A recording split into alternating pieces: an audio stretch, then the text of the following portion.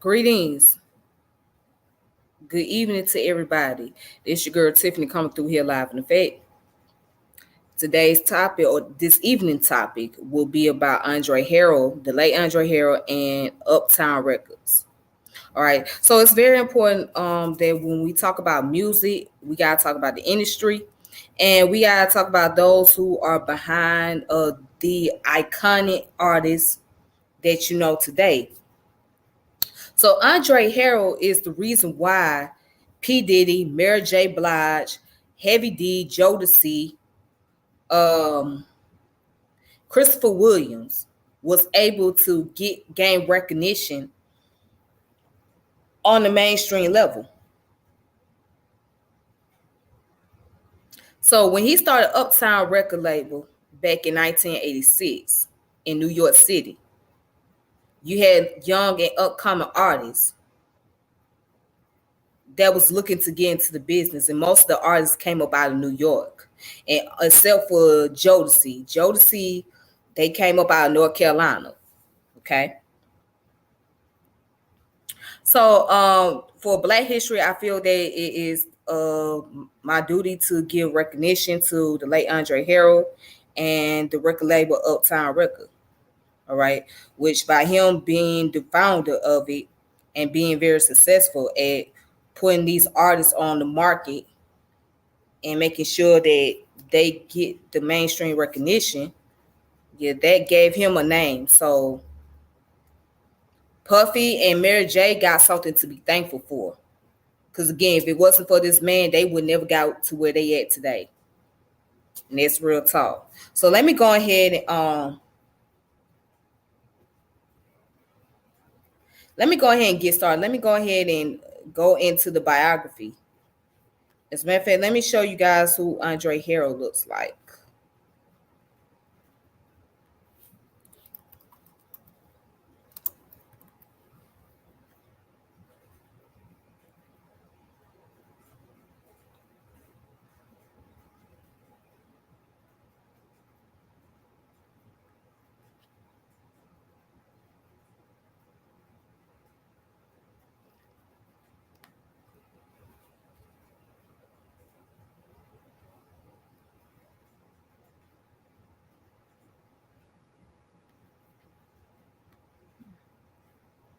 All right, that's Andre Harrell.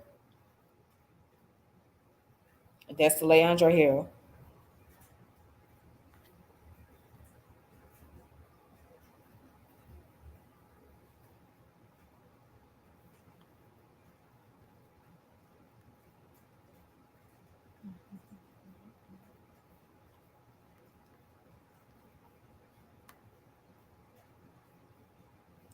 All right, so let's go into his biography for a moment. Then we're gonna talk about Uptown Records. So Andre O'Neal Harrell was born on September the 26th, 1960, and he died on May the 7th, 2020. And he was an American music executive and multimedia producer. In 1986, recently a rapper, he formed Uptown Records, soon a leader in R&B rap and their fusion hip hop soul and new jazz swing. He gave Sean P. Diddy his 1990 start in the industry, and later was Motown CEO.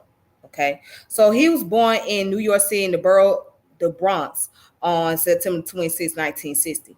His father, Bernie, worked at a produce market in the Bronx Hunts Point section. His mother, Hattie, was a nurse aide. Okay. While a teenager, Harrell formed with Alonzo Brown, a friend from high school, a rap duo, Dr. Jekyll and Dr. Hyde. Harrell as Jekyll and Brown as Hyde, and reportedly achieved minor hits Genius Rap in 1981, AM/PM in 1984. Okay. Harrell graduated from Charles Evan Hughes High School in 1978. He attended Brunch College, transferred to Lehman College, and aiming to be a newscaster, major in communication and business management. Third year, he withdrew and took work at a local radio station. So this is how his career jumped off, okay? All right. So in 1983, Harold met Russell Simmons, a co-founder of Def Jam Recordings. He went to work for Def Jam and within 2 years became vice president and general manager. After a few years working at Def Jam, Harold left and founded his own label called Uptown Records. All right. Okay, so he is credited with having discovered and signing Sean Puff Combs in 1988. Mary J. Blige recorded an impromptu cover of Anita's Baker, Caught Up in the Rapture, at a recording booth in a local mall. Her mother's boyfriend at the time later played the cassette for Jeff Red, a recording artist and A&R runner for Uptown Records. Red sent it to Harrell, who met with Blige in 1989. She was signed to the label and she became the company's youngest and first female solo artist. In 1988, Harrell was offered a label deal, MCA Music Entertainment Group, after he had multiple successful releases. In 1992, MCA offered Harrell a multimedia deal, which involved film and television production. They developed the feature film Strictly Business and Fox Hits police drama series New York Undercover, which aired from 1994 until 1998. Harrell renamed Uptown Records as Uptown Enterprise, and its records were featured in production for Universal Pictures and Universal Television.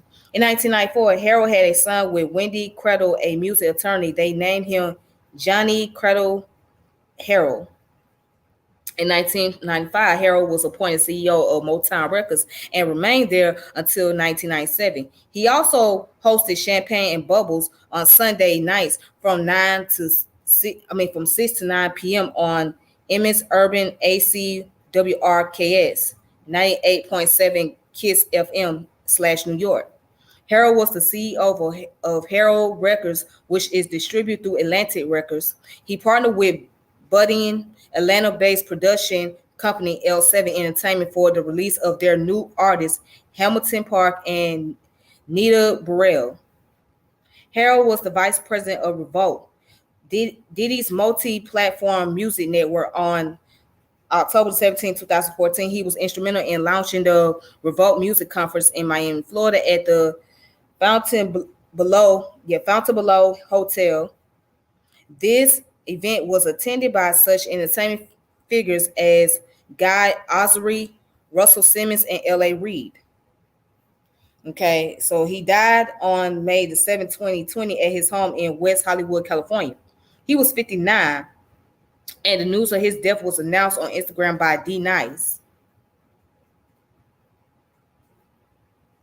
Okay. According to Wendy Credle, Harrell's ex-wife, he had been suffering from heart problems in the time leading up to his death. Okay, so that's a little bit of his biography, his background. Now let's get into the Uptown record label.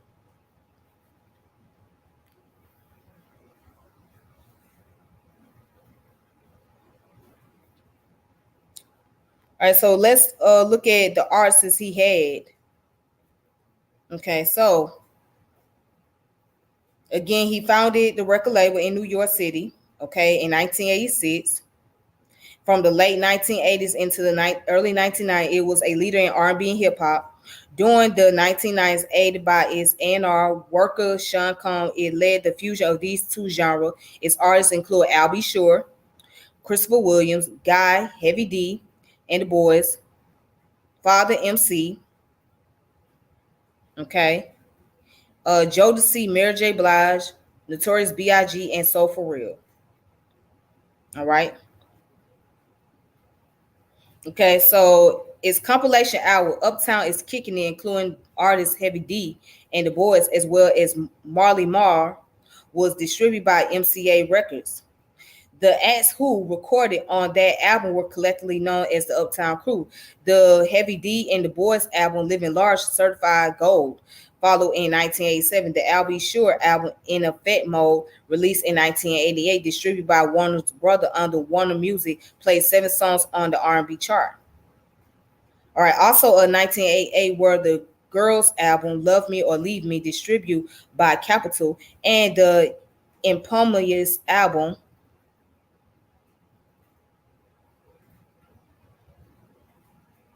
of Guy, a group whose Teddy Riley, a record producer, would lead the sound New Jack Swing. The Guy album reached number one on the R&B chart. Guy's second album, The Future, arrived in 1990. Heavy D and the Boyz' second album's 1989's Big Time preceded his album Peaceful Journey, honoring Boyz member Trouble T. Roy, killed by accidental fall on tour. By 1990, Sean Puffy Combs began internship at Uptown. Combs worked with newly signed acts Jodeci, Father MC, and Mary J. Blige, who altogether placed a number of singles on the R&B chart. Making a fusion of hip hop and R&B was Mary J. Blige's debut, What's the 411, released in July 1992, whereby she was dubbed the Queen of Hip Hop Soul. Led by her single You Remind Me, it was certified 3 times platinum, honoring 3 million copies sold. In 1991, Harrell was the executive producer of the comedy film Strictly Business, starring Tommy Davidson and Halle Berry, as well as the soundtrack. Okay. So then it goes to talk about the New York Undercover, which aired from 1994 to 1998. The record label itself was renamed Uptown Enterprise. By 1993, it was the leading urban label. Okay, and in 1993, the MTV Unplugged live acoustic series featured Jodeci, Father MC, Mary J. Blige, Christopher Williams, and Heavy D, resulting in release of Uptown Unplugged as both album and home video. A resulting single, Jodeci live cover of Stevie Wonder's Lately, peaked at number one on the R&B chart and number 4 on the pop single chart, the Billboard Hot 100. Later in 1993, Uptown released the soundtrack to the hip hop film Who's the Man?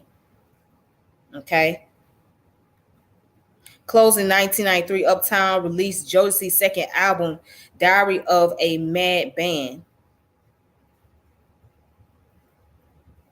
Okay. So here's the decline. So in July of 1993, amid issues with Harrell, Uptown fired Combs. Within 2 weeks, he launched his own record label, Bad Boy, while taking with him the notorious B.I.G. Uptown promptly suffered, yet Combs still executive produced Mary J. Blige's second album, My Life, released at December 1994, soon certified 3 times multi-platinum in the U.S. Increasingly dissatisfied, Mary J. Blige and Jodeci both signed to West Coast Management, the firm of Suge Knight, CEO of Death Row, based in Los Angeles. Thus, they gained double the royalties rate, more creative control, and sizable back payments. Meanwhile, the final Heavy D and the Boyz album, Nothing But Love, was released in 1994 and soon certified platinum in the United States. So in 1995, Uptown's new R&B group Soul For Real debut album Candy Rain was released, as was Jodeci's third and final album, The Show, The After Party, The Hotel. Later in 1995, Harrell left Uptown to become CEO of Motown Records, while Heavy D, executive vice president of Uptown, became Uptown's president and CEO. Prominent acts like Mary J. Blige and Jodeci signed directly to Uptown distribution label MCA. By 1996, MCA, along with Universal Studios, the filmmaking house, was bought by the owners of Seagrams and became Universal Music Group. In 1997, Heavy D resigned as CEO of Uptown, absorbed into Universal Music during 1999. As of 2020, Universal retains the catalog and the name of Uptown Records, a name inactive. In December of 2019, the television network BET announced production of a miniseries on the history of Uptown Records. So here are the list of artists that was on the record label: Al B. Sure, Brothers Black, Christopher Williams, Crystal Johnson, okay, Dig,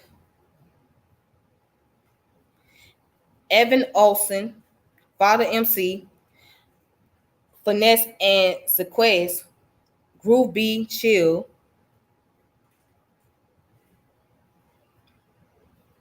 Guy,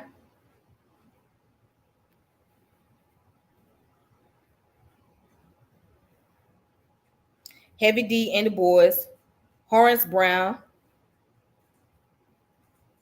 So yeah, Horace Brown and Jeff Reed. I think Horace Brown is the one that did the song.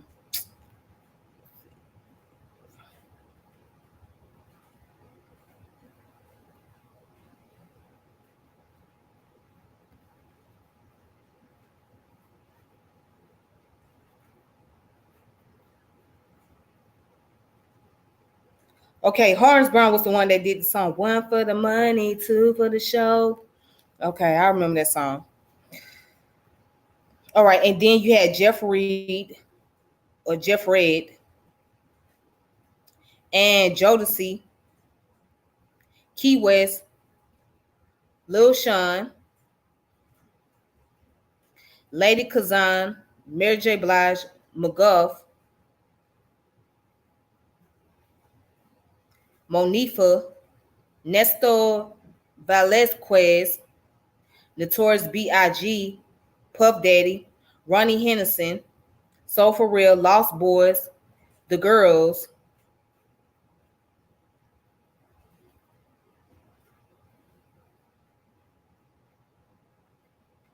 Red Cafe,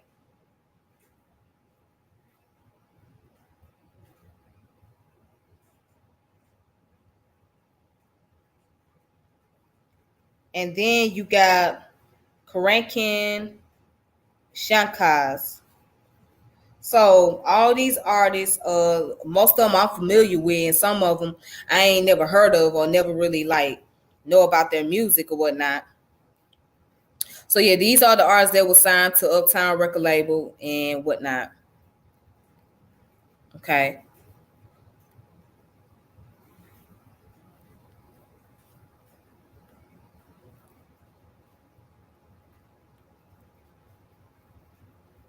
All right, so there's a list of articles.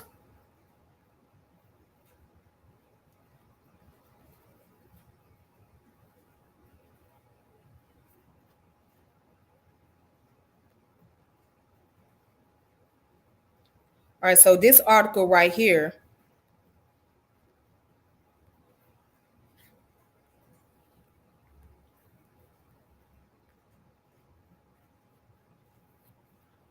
this article is called Real Love, No Drama from Danny Alexander for Uptown. Chapter 4 is Uptown. So according to this article, this is from the guys, was it thegreiter.com. It says the first glimpse most pop fans had of Mary J. Blige was as a backup singer for Father MC in his video "I'll Do for You."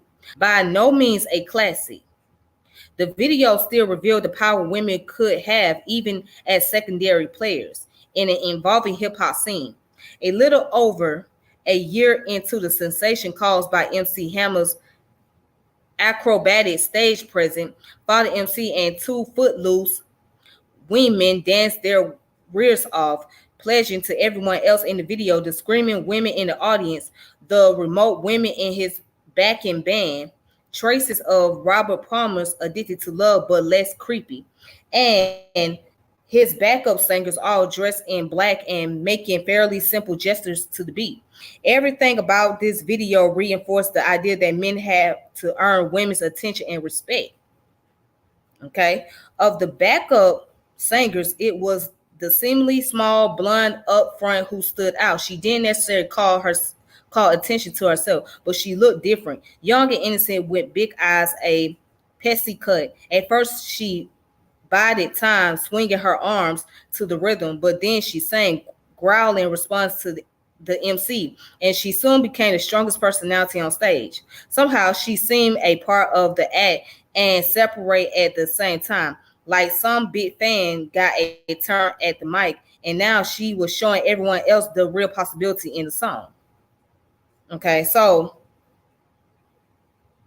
again, this is the book called Real Love, No Drama. All right. So it's really telling the story about Mary J. Blige. Okay, when she got signed to Uptown record label, And she was about maybe 16, 17 years old at that time when she was signed on to the record label. Yeah, she was very young. So she had about, yeah, she was about 16 or 17. Yeah, she was a young girl doing background singing for Father MC. And this was back in 1988. Okay. But she didn't put out her first album until 1991 or 92. And that was what's the 411. Now, if you guys don't know what the 411 means, that means information. That's the code for information. 911 is emergency. 411 is information, and 611 is for code enforcement.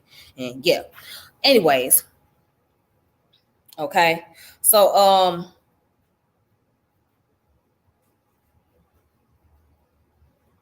that was her album.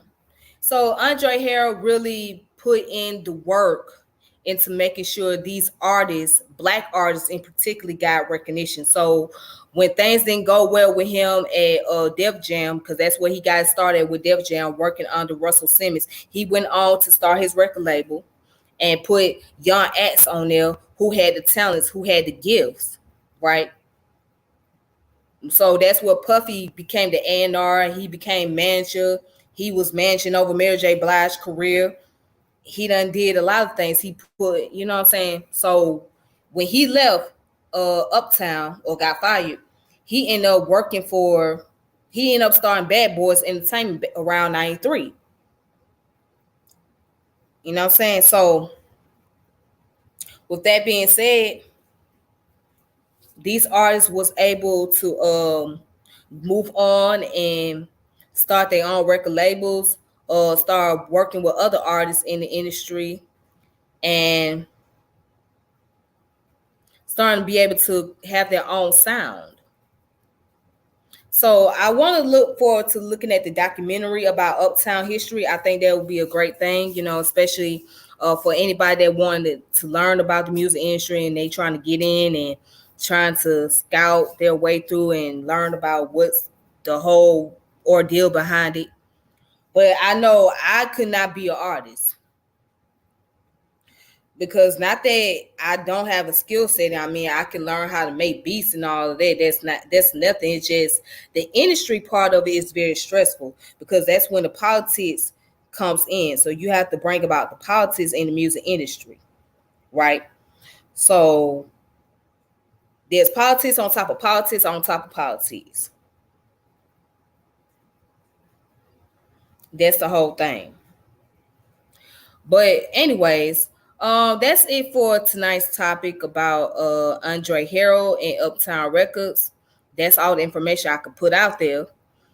And next time, peace and power elevation be to all of you.